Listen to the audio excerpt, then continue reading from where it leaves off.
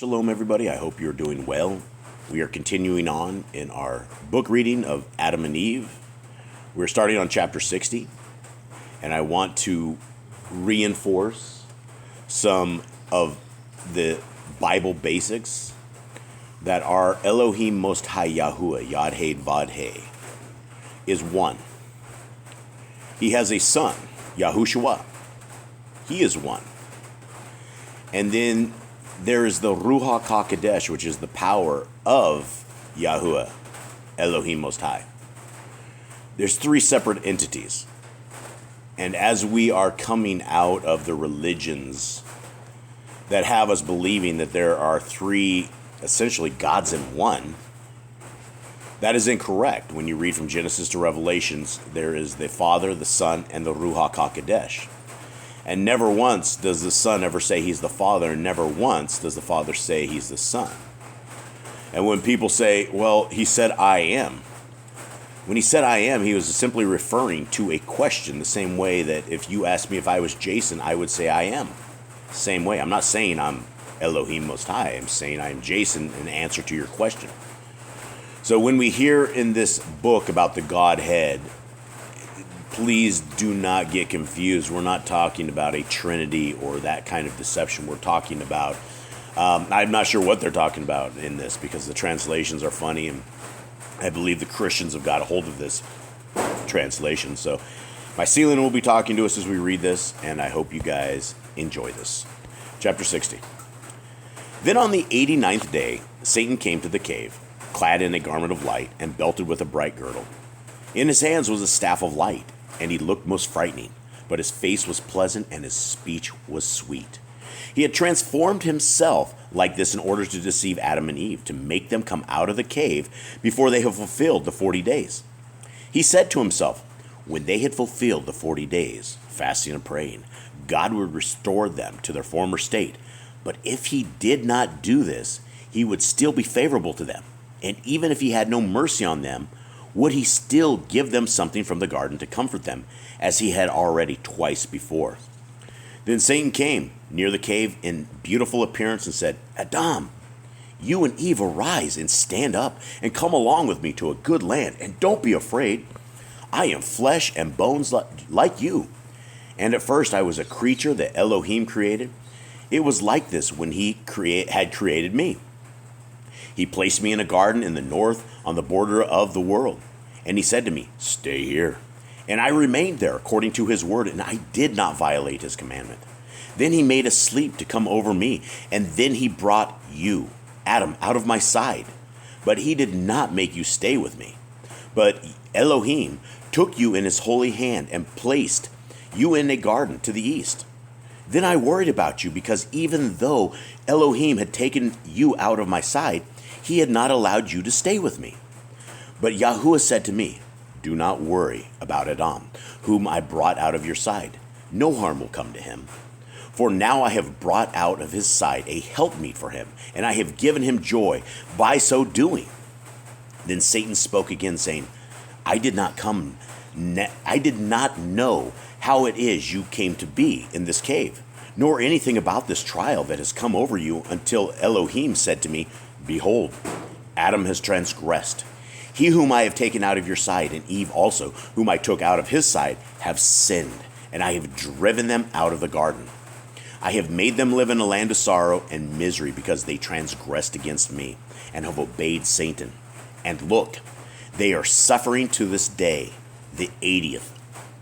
Then Yahuwah said to me, get up, go to them, and make them come to your place, and do not permit Satan to come near them and afflict them. For they are now in great misery and lie helpless from hunger. He further said to me, when you have taken them to yourself, give them to eat of the fruit of the tree of life, and give them to drink of the water of peace, and clothe them in a garment of light, and restore them to their former state of grace, and leave them not in misery. For they came from you.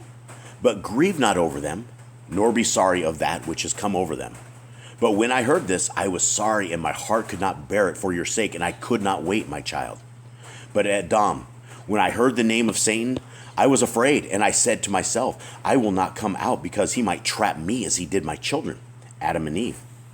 And I said, Elohim, When I go to my children, Satan will meet me on the way and fight against me as he did against them. Then Elohim said to me, fear not. When you find them, hit him with the staff that is in your hand, and don't be afraid of him, because you are old and established, and he shall not prevail against you. Then I said, O my Adonai, I am old and cannot go. Send your angels to bring them. But Elohim said to me, angels are not like Adam and Eve, and they will not consent to come with them. But I have chosen you, because they are your offspring and are like you, and they will listen to what you say. Elohim said further to me, if you don't have enough strength to walk, I will send a cloud to carry you and set you down at the entrance of their cave. Then the cloud will return and leave you there. And if they will come with you, I will send a cloud to carry you and them. Then he commanded a cloud to carry me up, and it brought me to you, and then it went back. And now my children, Adam and Eve, look at my old gray hair, and at my feeble state, and at my coming from that distant place. Come with me to a place of rest. Then he began to cry and to sob before Adam and Eve, and his tears poured on the ground like water. And when Adam and Eve raised their eyes and saw his beard and heard his sweet talk, their hearts softened towards him, and they obeyed him, because they believed he was true. And it seemed to them that they were really his offspring when they saw that his face was like their own, and they trusted him. Then we'll go with the author's note here. This chapter is cruel mockery. It represents the purpose of Christ turned upside down. Satan claims to be sent by Elohim because he is in human form in order to rescue. Should be to be rescued. Rescue Adam and Eve because he was made like them, and they would listen and obey him. Adam and Eve believed Satan. When Yahushua came, we rejected the true Savior. Later in the chapter, the word helpmeet is used. Meet in the archaic usage means to be fit, suitable, or proper. Thus, in the King James Version, the word helpmeet means someone who is fit or suitable helper. It was only in the 17th century that the two words help and meet were mistaken for one word, helpmeet, and came to mean a wife. Later in the 18th century, a mistaken spelling along with the understanding of a broader meaning of the word produced the word helpmate to mean a wife or sexual mate. Chapter 61. Then Satan took Adam and Eve by the hand and started to lead them out of the cave. But when they had gone a little way out of it, Elohim knew that Satan had overcome them and had brought them out before the 40 days were ended in order to take them to some distant place and to destroy them. Then the word of Yahuwah came again and cursed Satan and drove him away from them. And Yahuwah began to speak to Adam and Eve, saying to them, what made you come out of the cave to this place? Then Adam said to Elohim, did you create a man before us? Because when we were in the cave, there suddenly came to us a friendly old man who said to us, I am a messenger from God to you, to bring you back to some place of rest. And we believed that he was a messenger from you, O Elohim, and we came out with him. We did not know where we should go with him. Then Yahuwah said to Adam, this is the father of the evil arts, who brought you and Eve out of the garden of delights. And when he saw that you and Eve both joined together in fasting and praying so that you did not come out of the cave before the end of the 40 days, he wished to make your efforts wasted and break your mutual bond in order to take away all hope from you and to drive you to some place where he might destroy you. Because he couldn't do anything to you unless he showed himself in the likeness of you. Therefore, he came to you with a face like your own and began to give you signs, as if they were all true. But because I am merciful and favorable to you, I did not allow him to destroy you. Instead, I drove him away from you. Now, Adam, take Eve and return to your cave and remain in it until the morning after the 40th day. And when you come out, go toward the eastern gate of the garden. Then Adam and Eve worshiped Yahuwah and praised and blessed him for the deliverance that had come to them from him. And they returned to the cave. This happened in the evening of the 38th day. Then Adam and Eve stood up with a fervent passion, prayed to Yahuwah to give them strength, for they had become weak because of hunger and thirst and prayer. But they watched the entire night, praying until morning. Then Adam said to Eve, get up, let us go toward the eastern gate of the garden, as Yahuwah had told us. And they said their prayers as they were accustomed to do every day, and they left the cave to go near to the eastern gate of the garden. Then Adam and Eve stood up and prayed and appealed to Yahuwah to strengthen them and to send them something to satisfy their hunger. But after they finished their prayers, they were too weak to move. Then the word of Yahuwah came again and said to them, Adam, get up, go and bring the 2 figs here. Then Adam and Eve got up and went out and went until they came near to the cave.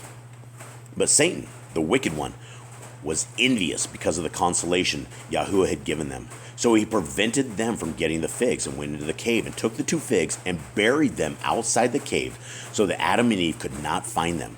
He also had thought to destroy them. But by Yahuwah's mercy, as soon as those 2 figs were in the ground, Yahuwah defeated Satan's wishes regarding the figs and made them into 2 fruit trees that grew higher than the cave and shaded the cave because Satan had buried them on the eastern side of it. Then when the 2 trees were grown and were covered with fruit, Satan grieved and mourned and said, "It would have been better to have left those figs where they were, because now they have become 2 fruit trees that Adam will eat from all the days of his life. But I had in my mind that when I buried them, it would destroy them entirely and hide them forever. But God overturned my plan and would not let the sacred fruit perish, and he had made known my intention and has defeated the plan I had formed against his servants." Then Satan went away ashamed because he hadn't thought his plans all the way through. As they got closer to the cave, Adam and Eve saw 2 fig trees covered with fruit and giving shade to the cave. Then Adam said to Eve, "It seems to me that we have gone the wrong way. When did these 2 trees grow here? It seems to me that the enemy wishes to lead us the wrong way. Do you suppose that there is another cave in the earth besides this one?" But Eve, "Let us go into the cave and find the 2 figs, because this is our cave we were in. But if we do not find the 2 figs in it, then it cannot be our cave." Then they went into the cave and looked into the 4 corners of it, but did not find the 2 figs. And Adam cried and said to Eve, "Did we go to the wrong cave, Eve? It seems to me the 2 figs should have been in the cave." And Eve said, "I do not know." Then Adam stood up and prayed and said, "Oh Elohim, you commanded us to come back to the cave and to take the 2 figs and return to you, but now we cannot find them. Yahuwah, have you taken them and planted these 2 trees, or have we lost our way, gotten lost in the earth, or has the enemy deceived us? If this is real, then, O Elohim, reveal the secret of these 2 trees outside and figs to us." Then the word of Yahuwah came to Adam and said, "Adam, when I sent you to bring back the figs, Satan went ahead of you to the cave and took the figs and buried them outside, east of the cave, thinking to destroy them, by not sowing them with good intent. It wasn't because of him that these trees have immediately grown up, but I had mercy on you and I commanded them to grow. And they grew to be 2 large trees that would give you shade by their branches, and you should find rest.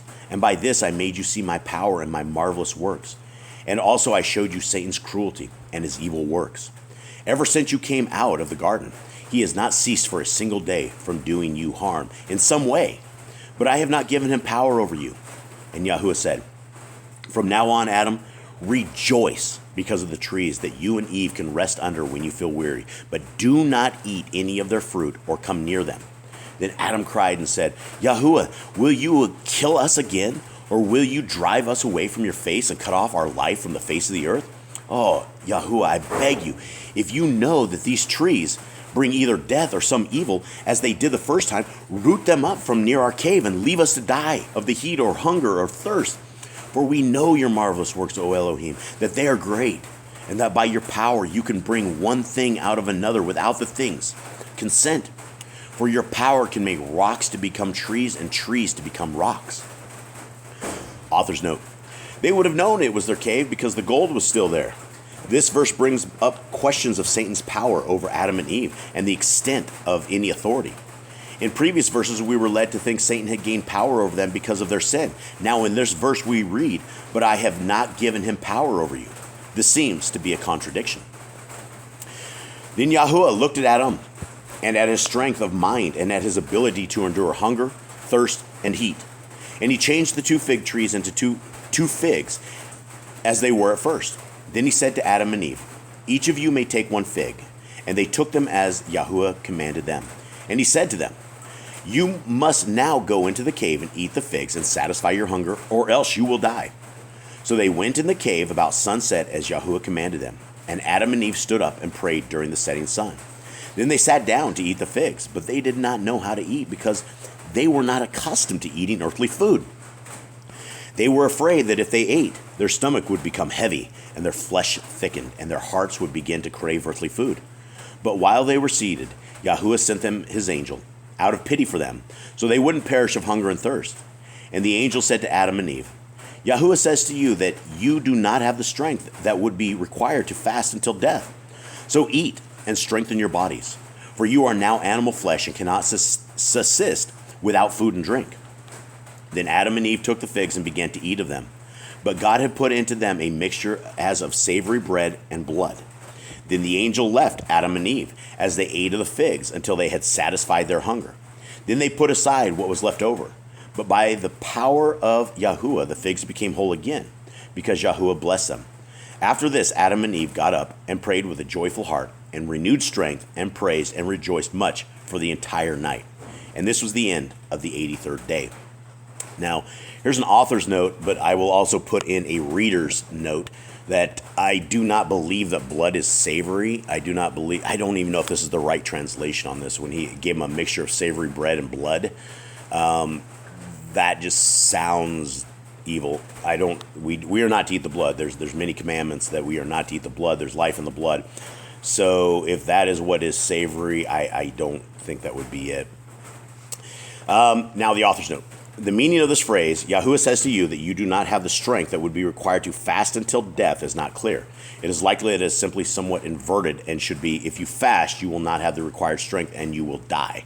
Although one could look at it as a spiritual strength and warning, the one does not have the required determination to endure death by fasting. But Yahuwah saw Adam had the will. All right, so this is, let me go to my little helper here for my, let's see, so we are at, I think, chapter LXV, which is LXV. I should be better at this. 65. All right, so we're in 65. I will not leave us at 66, or have a start on 66, so we'll read a few more so we don't get near that number. All right, and when it was day, they got up and prayed, after their custom, and then went out of the cave. But they became sick from the food they had eaten, because they were not used to it. So they went about in the cave, saying to each other, what has our eating caused to happen to us, that we should be in such pain? We are in misery. We are going to die. It would have been better for us to have died, keeping our bodies pure, than to have eaten and defiled them with food. Then Adam said to Eve, this pain did not come to us in the garden, neither did we eat such bad food. Eve, eat such bad food there. Eve, do you think that Yahuwah will plague us through the food that is in us, or that our insides will come out, or that Yahuwah intends to kill us with a pain before he has fulfilled his promise to us? Then Adam besought the Elohim and said, oh, Elohim, let us not perish because of the food we have eaten. Oh, Adonai, don't punish us, but deal with us according to your great mercy, and do not forsake us until the day of the promise you have made us. Then Yahuwah looked at them, and then equipped them to be able to eat, fitted them for eating, food at once, as it is to this day, so that they should not perish. Then Adam and Eve came back into the cave, sorrowful and crying because of the altercation of their bodies. And they both knew that from that hour that they were altered beings, and all hope of returning to the garden was now lost. And they could not enter it again, for now their bodies had strange functions, and all flesh that requires food and drink for its existence cannot be in the garden. Very interesting point right there. Then Adam said to Eve, see, our hope is now lost, and so is our faith that we will enter the garden. We no longer belong to the inhabitants of the garden, but from now on we are earthly, and of the dust, and of the inhabitants of the earth. We shall not return to the garden until the day in which Yahuwah has promised to save us, and to bring us again into the garden, as he promised us. Then they prayed to Yahuwah that he would have mercy on them. After this their minds were quieted, their hearts were broken, and their longing was cooled down, and they were like strangers on the earth. That night Adam and Eve spent in the cave, where they slept heavily because of the food they had eaten. And I will pause on this one, and we'll continue reading in a second, but this is very interesting to see that we as humans of today, we can't fast a tremendous amount of time, whereas these guys fasted nearly 90 days before they ever ate anything or drank anything, right? They have not yet drank. They just barely ate. And you guys understand, stomach ache, issues of that nature. They had never experienced this before, and they were able to fast in a way that I don't know that we would understand anymore prior to this. They were getting weak and weaker, but Yahuwah had not yet converted their bodies to the state that we are in right now. So it's very interesting to see those transformations and those changes, and let's continue on. When the morning of the day after they had eaten, food came. Adam and Eve prayed in the cave, and Adam said to Eve, "Look, we asked Yahuwah for food, and he gave it. But now let us also ask him to give us a drink of water." Then they got up and went to the bank of the stream of water that was on the south border of the garden, which they had thrown themselves in before. And they stood on the bank and prayed to Yahuwah that he would command them to drink the water.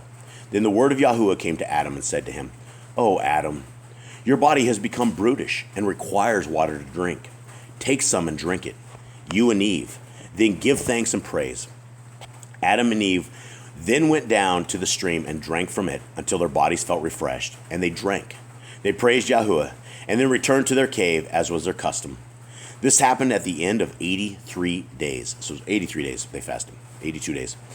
Or 81, because that would have been the 82nd. Then on the 84th day, they took the 2 figs and hung them in the cave together with the leaves of the figs. To them, these were a sign and a blessing from Yahuwah. And they placed them there so that if their descendants came there, they would see the wonderful things Yahuwah had done for them. Then Adam and Eve stood outside the cave again and asked Yahuwah to show them some food with which they could nourish their bodies. Then the word of Yahuwah came and said to him, "Adam, go down west of the cave until you come to a land that has dark soil, and there you will find food." And Adam obeyed the word of Yahuwah and took Eve and went down to a land that had dark soil and found wheat growing ripe in the ear and figs to eat. And Adam rejoiced over it. Then the word of Yahuwah came again to Adam and said to him, "Take some of this wheat and make yourself some bread with it to nourish your body." And Yahuwah gave Adam's heart wisdom to work the corn until it became bread. And Adam accomplished it until he grew very faint and weak. He then returned to the cave, rejoicing in what he had learned and what he had done with the wheat until it was made into bread. And the author's note, the word corn is used to mean a seed. However, the sentence indicates that it is a seed of wheat that is used to make bread. The words for corn, meaning a seed, and wheat are used to mean the same thing. In Egypt, there's a type of wheat called durra, the seed corn of wheat. That was likely durra. All right, and this will be the last chapter we'll do for now. When Adam and Eve went down to the land of black earth, mud, and came near to the wheat Yahuwah had showed them and saw that it was ripe and ready for reaping, they did not have a sickle to reap with. So they put themselves to the task and began to pull up the wheat by hand until the task was complete. Then they heaped it into a pile. They were weak from heat and from thirst and went under a shady tree where the breeze fanned them to sleep. But Satan saw what Adam and Eve had done, and he called his hosts and said to them, "Yahuwah has shown to Adam and Eve all about this wheat to strengthen their bodies, and look, they have come and made a big pile of it. Now they are weak from the toil, are now asleep. Come, let us set fire to this heap of corn, wheat seed, and burn it. Let us take the bottle of water that is by them and empty it out, so that they may find nothing to drink, and we kill them with hunger and thirst. Then when they wake up from their sleep and seek to return to the cave, we will come to them along the way and lead them in the wrong direction, get them lost so that they die of hunger and thirst. Then perhaps they will reject Yahuwah, and he may destroy them. So in this way we can be rid of them." Then Satan and his hosts set the wheat on fire and burned it up. But from the heat of the flame, Adam and Eve awoke from their sleep and saw the wheat burning, and the bucket of water by them was poured out. Then they cried and began to go back to the cave. But as they were going up from below the mountain, Satan and his hosts met them in the form of angels, praising Yahuwah. Then Satan said to Adam, "Adam, why are you so pained with hunger and thirst? It seems to me that Satan has burned up the wheat." And Adam said to him, "Yes." Satan said to Adam, "Come back with us. We are angels of Yahuwah. Yahuwah has sent us to you to show you another field of corn, wheat better than that. And beyond it is a fountain of good water and many trees near where you shall live. And you shall work the cornfield and make it better than that which Satan has consumed." Adam thought that this was true. Adam thought that he was true and that they were angels who talked with him, and so he went back with them. Then Satan began to lead Adam and Eve in the wrong direction for 8 days, until they both fell down as if dead from hunger, thirst, and weakness. Then he fled with his hosts and left them. Author's note: in this recurring theme of deceit by Satan, we are confronted by the age-old question in life: is the circumstance that confronts us an opportunity from Yahuwah, or a detour and trap of Hasatan? How are we to know? All right, so I will leave you guys with this. I hope you guys have a wonderful Shabbat, or whatever day you may be listening to this, at whatever hour and whatever year. I hope you guys are blessed. I hope you guys are doing what Adam and Eve were unable to do, which is to keep the laws, statutes, and commands of our Creator, and to understand the power that Hasatan has, that he will gladly lead you astray. And there's something that I would like to leave you with. If Satan has the power to talk angels out of the Shamayim, what kind of power does he have to talk into your ear? Much love.